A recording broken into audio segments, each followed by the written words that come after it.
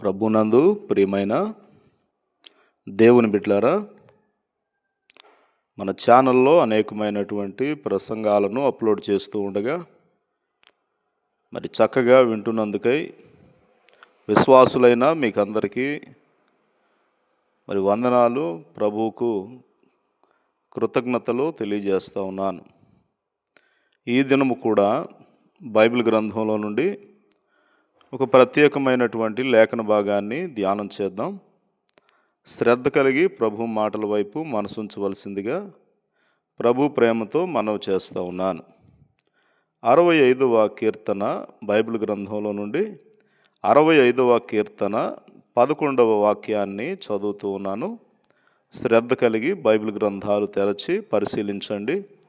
సంవత్సరమను దయా కిరీటము ధరింపజేసి ఉన్నావు, నీ జాడలు సారము వెదజల్లుచున్నవి.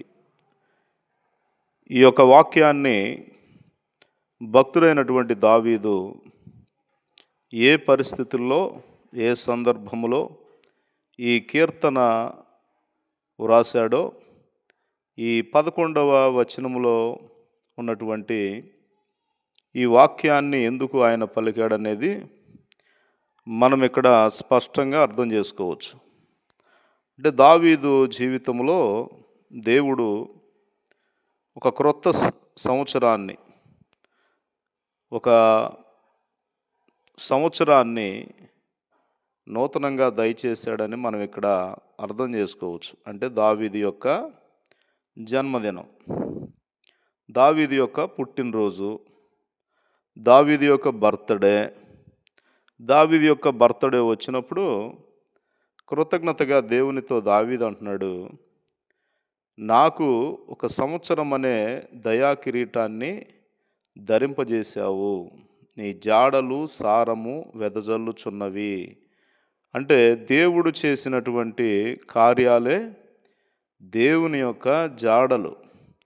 అంటే మనము ఈ లోకములో కాపాడబడుచున్నామంటే, ఈ లోకములో సురక్షితముగా ఉన్నామంటే, ఈ లోకములో మనము ఆరోగ్యముతో ఉన్నామంటే, ఆయుష్కాలముతో ఉన్నామంటే నిజంగా అది దేవుని యొక్క జాడ, దేవుని యొక్క కార్యము కన్నులారా కనపడుతూ ఉంది. ఎందుకనగా రేపేమి సంభవించునో మనకు తెలియదు. మన జీవం ఏపాటిది?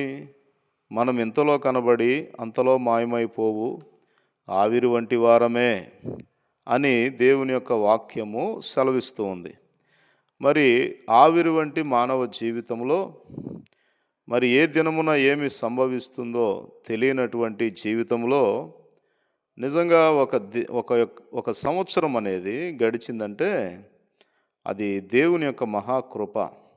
గనుక బర్త్డే జరుపుకుంటున్నటువంటి దావీదు, జన్మదిన వేడుక జరుపుకుంటున్నటువంటి దావీదు తన జీవితంలో దేవుడు ఒక నూతన సంవత్సరంలోనికి ప్రవేశపెట్టినటువంటి సందర్భాన్ని జ్ఞాపకం చేసుకొని దేవునితో అంటున్నాడు, సంవత్సరము అనేటువంటి దయా కిరీటమును ధరింపజేసి ఉన్నావు.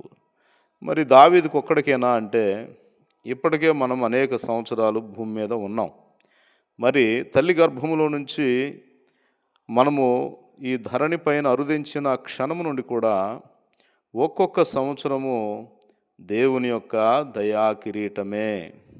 ఒక్కొక్క సంవత్సరము దేవుడు మన మీద తన దయా కిరీటమును ఉంచుచున్నాడు అనే విషయాన్ని మనం జ్ఞాపకం చేసుకొని దేవుని ఎదుట మనము కృతజ్ఞులమై ఉండాలి.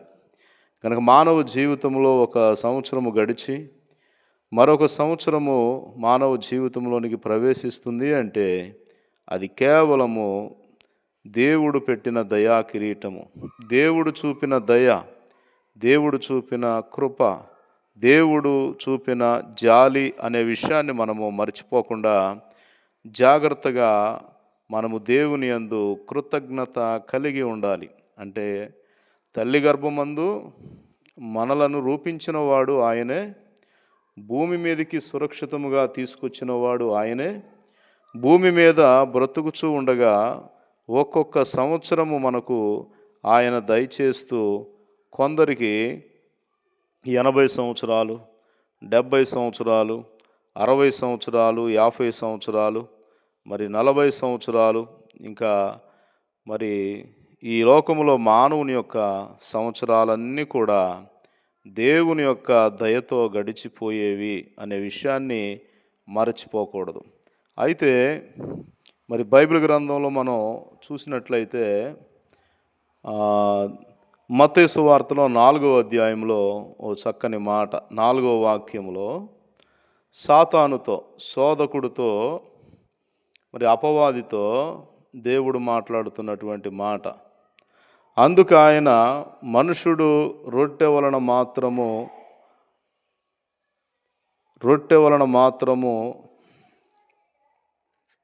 కాదు గాని దేవుని నోట నుండి వచ్చు ప్రతి మాట వలనను జీవించును. గనుక నా జీవితంలో నూతన సంవత్సరం వచ్చింది అంటే అది నేను ఇంతకాలం తినిన ఆహారం ద్వారా రాలేదు. మరి ఇంతకాలము నేను మరి త్రాగినటువంటి పానీయాల వలన కాదు, కానీ అవి కేవలము దేవుడు ఆయుష్కాలాన్ని ఇస్తే ఆ ఆయుష్కాలములో అవి మనకు ఉపయోగపడతాయి. ఆహార పానీయాలు అనేవి దేవుడు ఆయుష్కాలం ఇస్తే, దేవుడు బ్రతుకనిస్తే, దేవుడు బ్రతకమని సెలవిస్తే అవి మనకు ఉపయోగపడతాయి. కానీ ఆయుష్కాలం లేకపోతే ఆహార పానీయాలు అనేవి దేనికి ఉపయోగపడవు. గనక మంచి తిండి తింటున్నాము గనక, లేదా డాక్టర్ల యొక్క సూచనల మేరకు మరి అనేక రకాలైనటువంటి ఆహార పదార్థాలను, పానీయాలను మనం సేవిస్తున్నాము, తినుచున్నాము గనుక మనము చాలా బలం కలిగిన వారము, అందుకే మనం బ్రతుకుతున్నాం అనేటువంటి ఆలోచన మానవునికి రాకూడదు. గనుక ఎప్పుడు కూడా ఆహారాన్ని ఆధారం చేసుకొని నేను మంచి ఆహారం తీసుకుంటున్నాను గనుక నేను బ్రతుకుతున్నాను అనేటువంటి ఆలోచనలు ఏవి మనకు రాకూడదు. ఎందుకంటే దేవుడే మనలను బ్రతికించువాడు, దేవుడే మనకు క్షేమమునిచ్చువాడు. మన జీవితంలో ఒక సంవత్సరం గడిచి మరొక సంవత్సరంలోనికి మనము ప్రవేశిస్తున్నాము అంటే కేవలము అది దేవుని యొక్క దయా కిరీటము, కేవలం అది దేవుని యొక్క మరి ప్రేమ అనేటువంటి విషయాన్ని మనము ఏమాత్రం కూడా మర్చిపోకూడదు. అందుకే ద్వితీయోపదేశ కాండంలో కూడా దేవుడు మాట్లాడుతున్నటువంటి మాట 8వ అధ్యాయము 3వ వాక్యంలో, ఆహారము వలననే గాక యెహోవా సెలవిచ్చిన ప్రతి మాట వలన నరులు బ్రతుకుదురని నీకు తెలియజేయుటకు ఆయన నిన్ను అణచి నీకు ఆకలి కలుగజేసి